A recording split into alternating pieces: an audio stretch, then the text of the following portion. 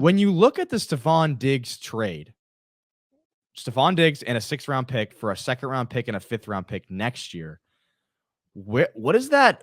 What's happened to the NFL trade market? If you look at the trades that's happened this offseason, you had L'Jarius Sneed, who was traded for a 2025 third and a 7th-round pick swap this year. Hassan Reddick was traded for a 2026 3rd-round pick. With the recent trades and just the overall trade market, what do you think about an Aiyuk trade? Does that lower his value? What do you think that it's an apples to apples comparison? Is it not? What's your take on the Aiyuk trade possibility after the Stephon Diggs trade this morning? Well, as far as the possibility, I don't know about the possibility. As far as whether it's going to happen or not, but they're not the same players. I mean, they're not at the same stage of their career. Stephon Diggs is a really good player, but Stephon Diggs is 30 years old. Aiyuk's like 26 or 25. He's 5 years younger. He's got much more of a prime. Aiyuk also was an all-pro receiver this year. He's coming into his own. His best, I think you could argue that Stephon Diggs has already played his best football, and he's on the downside. So, Aiyuk, on the other hand, I think his best football is still coming. And so I don't, I personally, I understand what you're saying. It's not a high trade value for Diggs. But beauty's in the eye of the beholder. We'll see what people want as far as Aiyuk, but I think Aiyuk in some ways is a better play because Diggs is a 4-time Pro Bowler, but he's 30, and as I said, he's played his best ball. As far as Buffalo, I think that also kind of makes Buffalo possibly a team that may trade for Aiyuk. Yeah, I was thinking the same thing. Yeah. I mean, they've got Josh Allen, and look at their receivers right now. Curtis Samuel, Khalil Shakir, Justin Shorter, Mac Hollins, Andy Isabella, KJ Hamler. I mean, they don't have a guy. So maybe Buffalo, who has the 28th pick or something like that, maybe Buffalo could be a team that trades for Aiyuk. But yeah, I do think it's, if you're going to take on a player in his 30s in the NFL, you're not getting a lot for him. You're just not. There aren't too many guys in their 30s that are going to command big coin or even, big draft pick compensation. You look at Aiyuk. Aiyuk is a player who, he's 26. He's 26. His best football's coming up right here. Yeah. So I think, so I'm not saying that Aiyuk's going to be traded. I don't know, but I think Aiyuk is definitely going to command a bigger price tag than Diggs.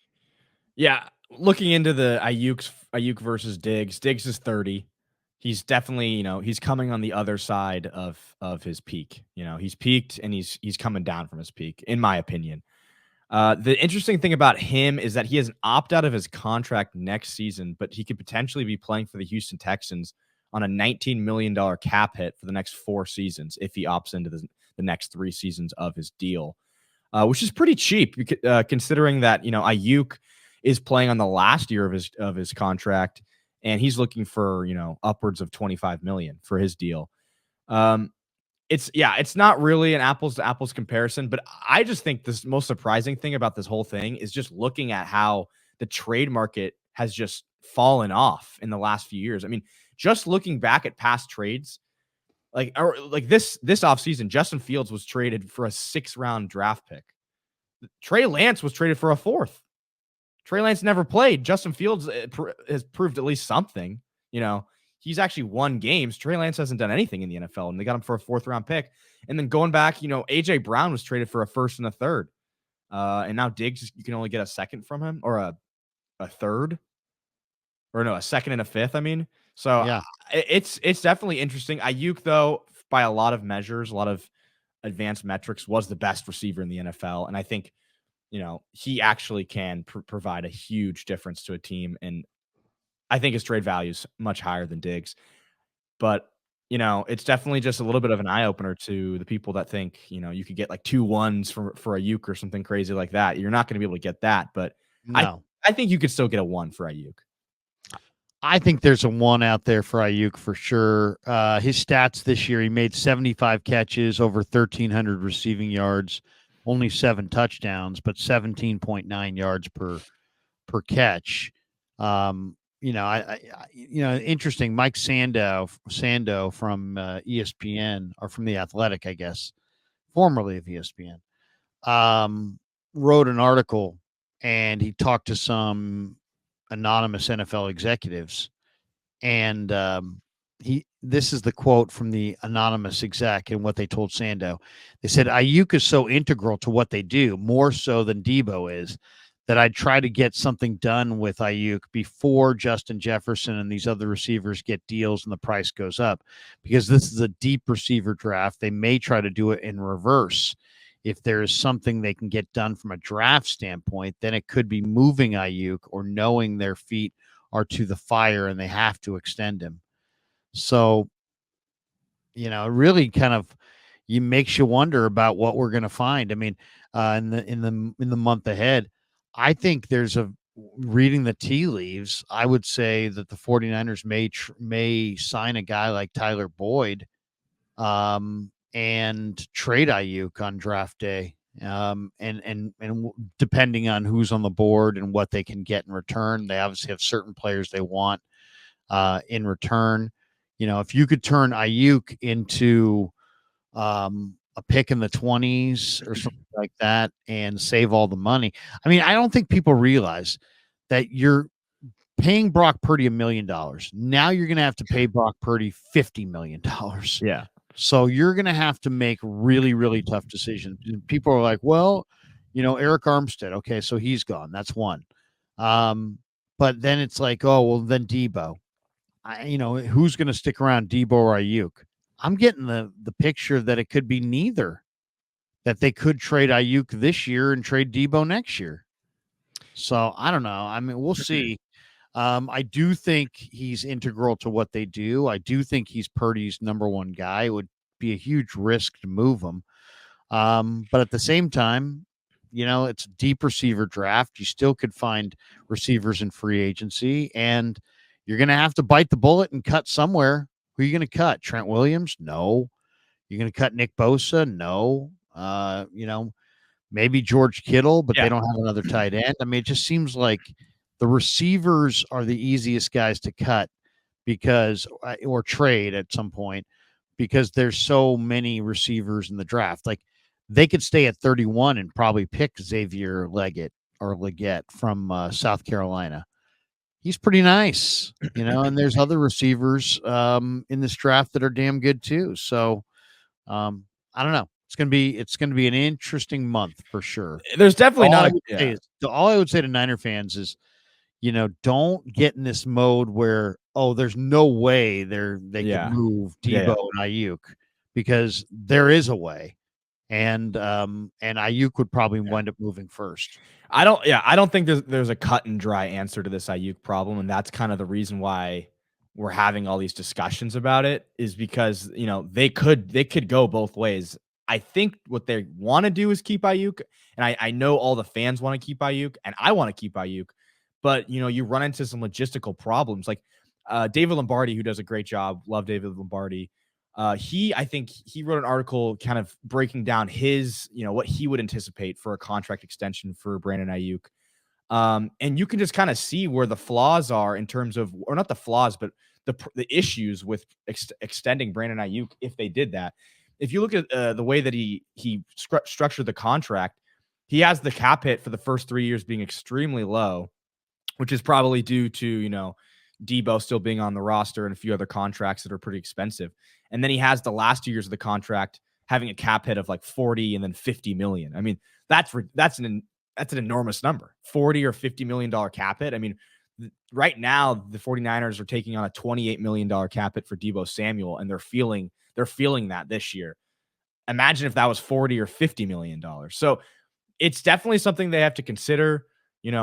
Taking on a huge contract like that, And when you have to pay Brock Purdy, it's going to change the dynamic of your team, the roster building. So it's a huge decision, and that's why it's not the Nick Bosa decision, or it's not the Nick Bosa contract extension where when someone asked him, "Are you going to trade Nick Bosa?" He's like, "No, we're not trading Nick Bosa. We're not." Like he didn't entertain that for a second. I mean, obviously, John Lynch, when he's asked about Brandon Aiyuk, is going to say he loves him because he does, but he's not going to like lower his trade value or make it apparent that they want to move on from him.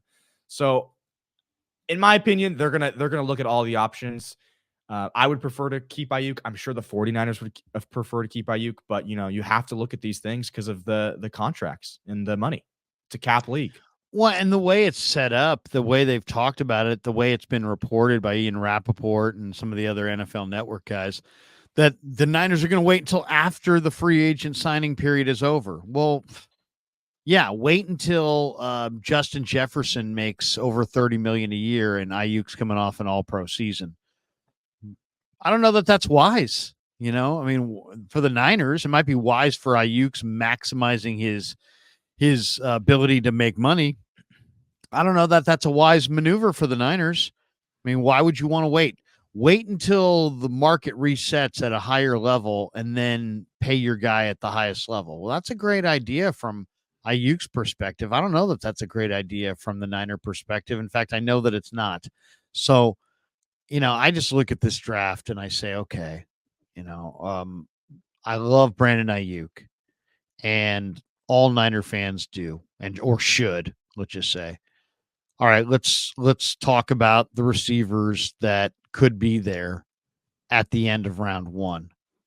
So Harrison's going to be gone. Malik Neighbors is going to be gone. Rome Odunze is going to be gone. Brian Thomas Jr. is probably going to be gone.